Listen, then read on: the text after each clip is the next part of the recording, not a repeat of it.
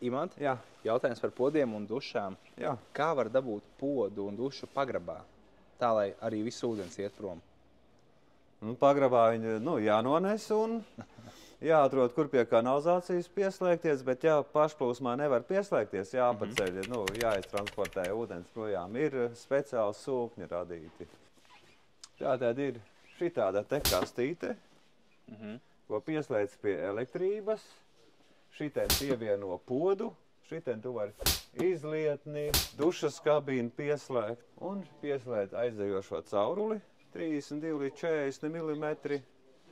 Būs tā, ka tu nolaid ūdeni, kastē sapildas, un viņš pumpē ar nažiem sagriež tur iekšā, tā kā rīve ar nažiem, un transportē to uz kanalizāciju projām. Protams, bišķi kaļāk būs, teiksim, bišķi tā dūkoņa, bet viņu var, teiksim, iebūvēt, bet vienmēr ir jāparedz iespējas apkalpot.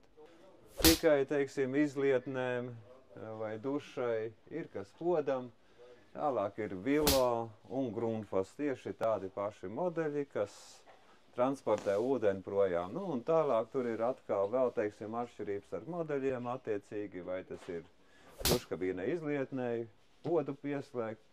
Nu, cik vietas jāpieslēdz klāt, un tad ir viens no vienkāršajiem risinājumiem, ka tu gribi, bet tu nav citas iespējas, kā izmantot šitādu pacēlāju sūkni. Novelkam elektrību, un attiecīgi visu slēdzam kopā, un viss dzīvo bez bēdu, un ir smuki visu. Ja es nevaru izvēlēties, es varu atnākt pie tevis pakonsultēties, Jā, un tu pateiksi, kas man būtu piemērotāks.